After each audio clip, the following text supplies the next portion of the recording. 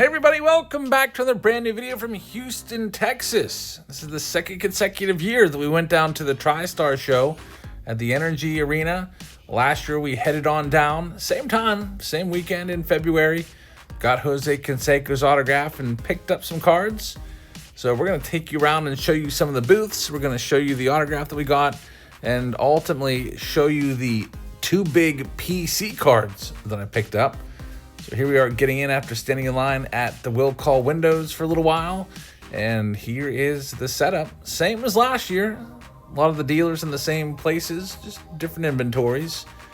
And the first stop was to head on over to the Tristar autograph booth to get our tickets. There's LeBron James in the front. You can see him standing there. At least he looked like LeBron James from the back. Sophia believed it for a minute.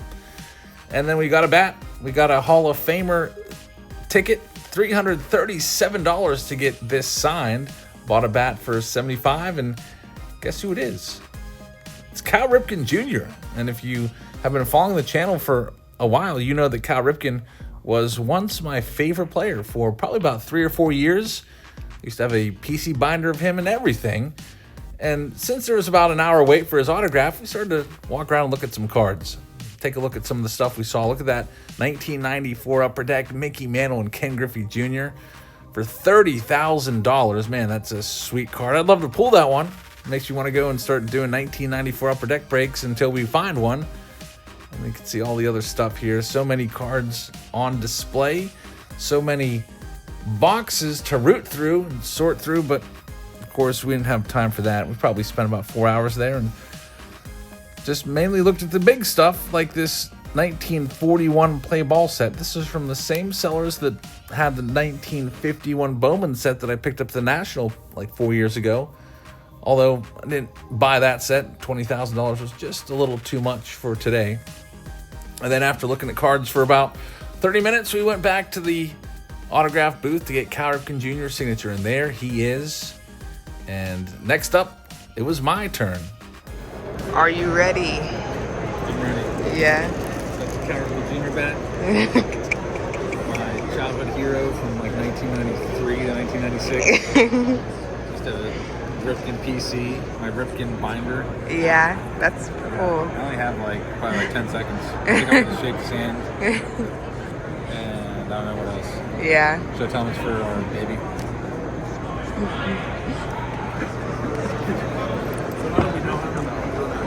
Yeah.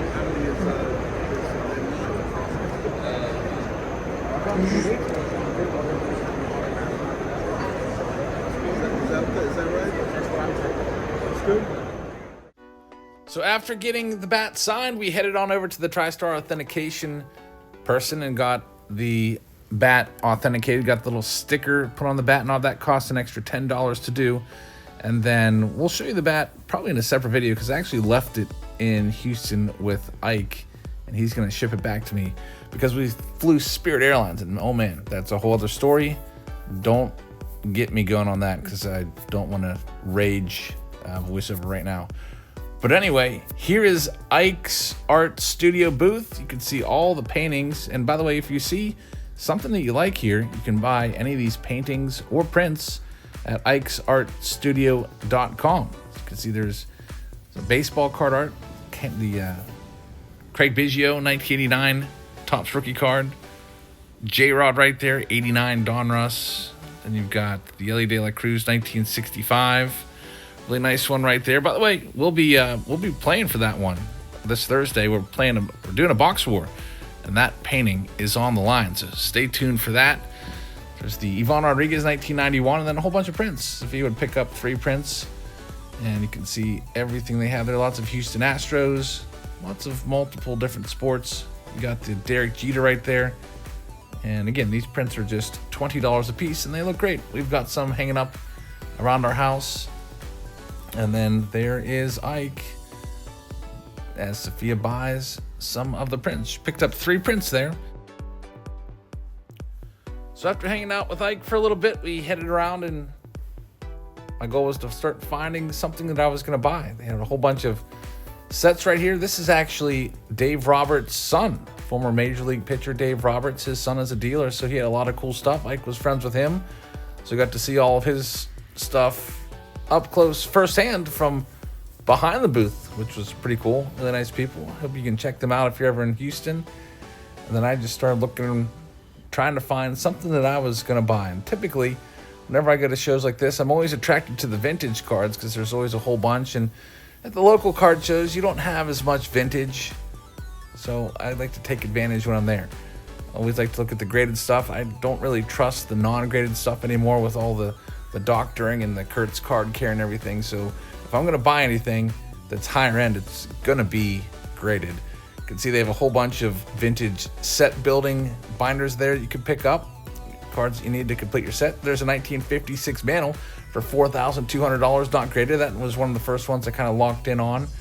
There's the Mike Trout rookie card. It is autographed. Nice Gem Mint 10 signature right there. There's some other great signatures. I don't do basketball, but I figured maybe some of you would like to see this one. 3 of the best players of all time, Michael Jordan, LeBron, and Kobe Bryant, all on the same card. And then, of course, being from near Pittsburgh, this is a pretty cool card. A Roberto Clemente 1/1 cut bat knob. Really great card right there. There's a Babe Ruth bat knob for $20,000. And then here's some other cool high-end stuff. Lou Gehrig triple relic. We've got more triple autos. Mike Trout, Derek Jeter, and Ken Griffey Jr. right there. That would be a really sweet card to pull. Derek Jeter, Bobby Witt, Cal Ripken Jr. autograph right there. Ken Griffey Jr. It's like a booklet right there. Then a whole bunch of cool relics, and there's a nice 5 autograph booklet up there with Ripken on there as well.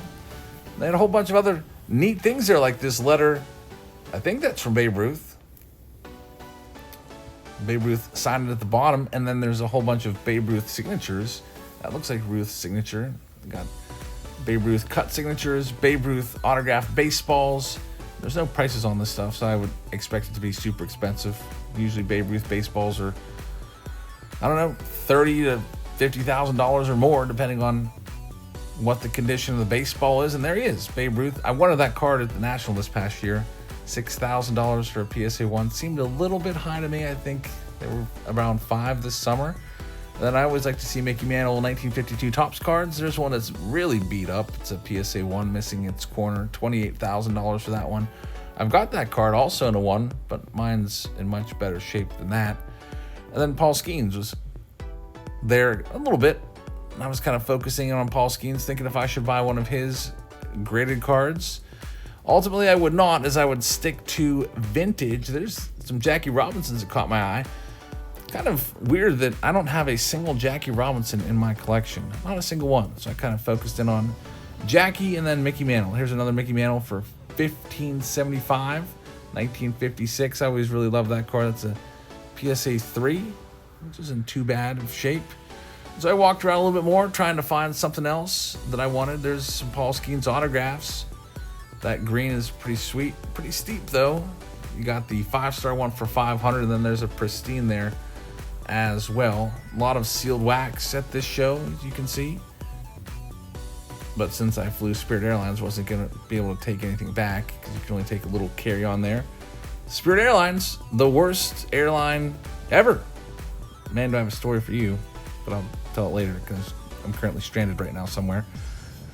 So anyway, I decided to walk back and make an offer on some of those cards that I saw earlier. So here we are walking back. This kind of just also shows you the setup. People standing around, as always, looking at different booths. Some of the booths had actually started to close up. You can see there's all zipped up. This was probably like 2 o'clock. The show was supposed to be open until 5. But after some of the big names from the autograph scheduled list, after they're done, some of these sellers hit the road and it kind of thins out a bit. So after Ripken signed, I think some dealers hit the road. Anyway, I was going to go back and take a look at some of those vintage cards over here, the Mickey Mantle and the Jackie Robinson especially. And they also had this PSA 10 Don Mattingly for about, I think that's a $34.75. There's the 2 that I wanted, so I looked them over. I don't know if I have bottom. anybody up there. Yeah, but yeah, Got both of them. Both of them. Yeah. Guess how much? For both? This is same person? Yeah, I got them from the same seller. I did one of the, what can we do for both of these? Okay. 1.9. 1900? Yeah. Close. 1850. Oh. Good. So I'll show you those two cards here in a second, but first, Ike and I did a box score. Here we are trying to get a thumbnail. I was trying to decide if we should smile or we should be serious. I didn't know what was better. Sophia liked to smile better, but that box score will be coming later on. And then after that, we headed on back to our car, went to the mall, did a little bit of shopping, then out to eat with Ike at Nienfuss. And here we are, back at our hotel, trying to find a way home today. But anyway, thanks for watching, everybody. I'm going to show you the cards that I picked up here in just 1 second. All right, everybody, here's the cards I picked up for the PC. First up, we've got the Jackie Robinson. I was looking at comps, and a PSA 3 has sold, I think the high was $495 recently. So I figured maybe I can offer $400 for this, do a combo deal, and then order maybe about $1450 on the mantle, which is also kind of in line with comps, and see if they would take it. And I had PayPal, and luckily they were able to take PayPal. So here's the back of the card. Jackie Robinson, 1954 Topps. Pretty cool card there, and my first ever Jackie Robinson. I thought the setting was decent enough. I'm always wary of this, though. I hate when they put stickers on the card, especially covering corner of the card. Like, that corner could be absolute trash, but it looked like on the back like it was probably okay. I would much rather they take the sticker and put it up there. So it looked good to me. Watch, I'll take this out of the sleeve, and there's gonna be a giant, like some sort of big blemish right there that I just hate. But anyway, we got that one, and then the big card that I bought was the mantle, the 1956 Topps mantle, centering fairly decent, $15.75. Again, I got these both for $18.50, so this one was, if I had to put a price on it, I would have said that I paid probably $14.25 for this one and $4.25 for the Jackie. Love that 56 mantle. It was his first Topps card after taking a couple years off, as he was not featured in 1954 and 1955 in Topps products, as he was a Bowman exclusive. Here's the back of the card. Take a look at that corner, which is hidden by that sticker. Always, always, if you're going to buy a card, take a look at the corner if it's hidden. And you should probably even take it out of the select. I probably should have requested to open this up. I didn't.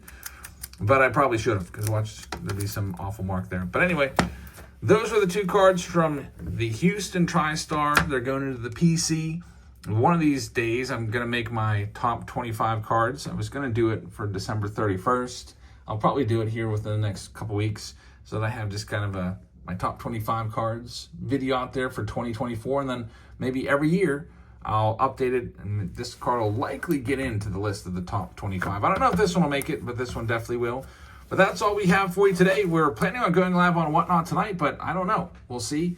Like I said, we're having all kinds of problems with super delayed flights by 5 hours, and then book another flight to another city to try to get home, and that flight's delayed and might be stranded. So if we are stranded, Whatnot won't happen tonight, but I hope that I can get home in time, so it will. We'll see. I'll keep you updated via the, I guess on the what, if you're going to come on by, I'll schedule the show for the actual time that it starts at. If we can't go tonight, maybe we'll go tomorrow. So thank you, everyone, for watching. I hope you guys have a fantastic rest of your Sunday, and I will see you all later. Good night, everybody.